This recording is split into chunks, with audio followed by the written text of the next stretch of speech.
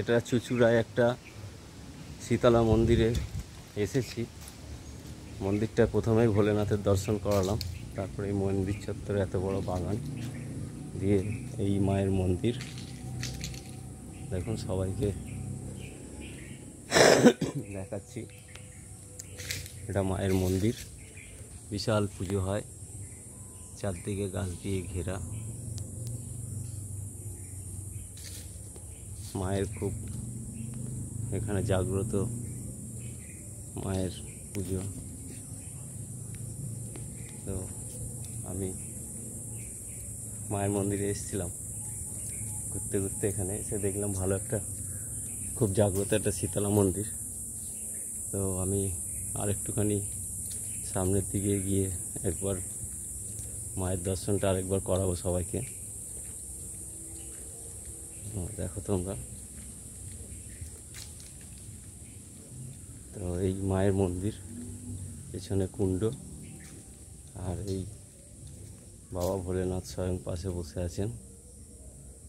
তো খুবই মায়ের অলৌকিক এটা হবন কুণ্ড, এখানে যজ্ঞ করা হয়, খুবই জাগ্রত মায়ের মন্দির। তো চলো, দর্শন হয়ে গেছে, এবারে বেরিয়ে যাই এখান থেকে। তো দেখতে পাচ্ছ খুব সুন্দর সাজানো গোছানো। এখন অবশ্য দুপুরবেলা ফাঁকা, আমি দুপুরবেলা এসেছি। তো এমনি সময় আসলে হয়তো অনেক ভিড় হবে, ওখানে রান্না বান্না অনেক কিছু আয়োজন করেছে, তো সেই সবগুলো দেখাই। এই দেখো মায়ের মন্দিরের গেট, তো খুব সুন্দর, এখানে ভোগেরও ব্যবস্থা আছে। এই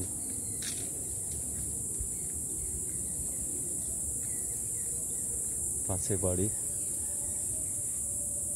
দেখো আমি বেরিয়ে যাচ্ছি। ওই বড় বড় কড়াইতে কি ধান সেদ্ধ হয়?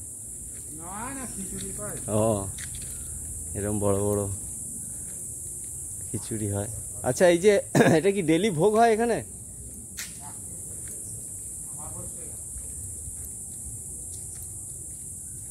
তাহলে এই ভোগের যে এই যে ডেচকি টেচকিগুলো,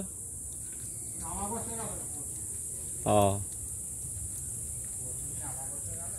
তো এই জায়গাটা কোথায়? চুচুড়া,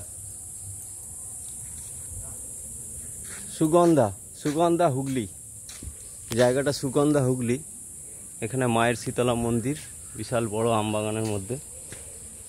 দেখতে পাচ্ছ এখানে খাওয়া দাওয়ারও ব্যবস্থা, অমাবস্যায় মায়ের ভোগ হয়। বিশাল বাগান, খুব সুন্দর। রাস্তায় যখন ঢুকছিলাম, একটু ভেতরে হাঁটা রাস্তা, আমাদের নিজেদের গাড়ি ঢোকে। তো এই একটা পুকুর আছে সাইডে, রাস্তা দেখতে পাচ্ছ খুব সুন্দর, বাগানে ঘেরা, নিস্তব্ধ নিঝুম একটা পরিবেশ। আমি বেরিয়ে যাচ্ছি আস্তে আস্তে বাইরের দিকে।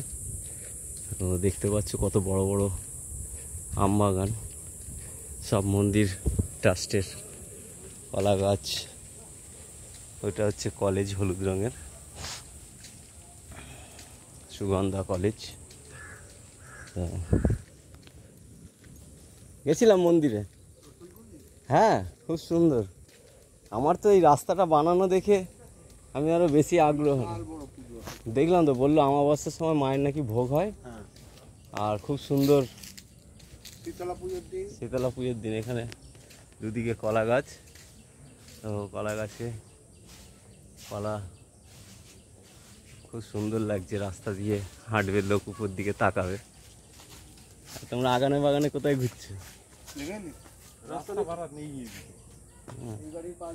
তো গ্রামের পুকুর তো থাকি, তো এই কলা গাছ, পুকুর একটা আলাদা অন্যরকম একটা সৌন্দর্য। পুকুর পরে সবাই চান করছে, দেখতে পাচ্ছ ছোট ছোট আম গাছ লাগিয়েছি আমি। কলাটাকে আরেকবার দেখাবো, খুব ভালো লাগছে কলাটা। কলা গাছটার মধ্যে ঢুকতেই একটা সৌন্দর্য। তো আবার মন্দিরের দিকেই এগোচ্ছি। এগোতে গেলেই এই যে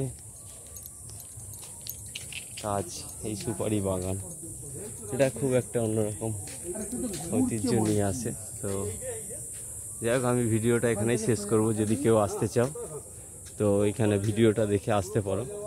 খুব সুন্দর মন্দিরটা, জাগ্রত মন্দির। ওকে, টাটা। সবাইকে আমার শুভেচ্ছা, ভালোবাসা, ইউটিউবের ভালোবাসা, ইউটিউবের শুভেচ্ছা দিয়ে সবাইকে বিদায় নিলাম। আশা করি সবাই ভালো আছেন, ভালো থাকবেন। Tata, bye bye.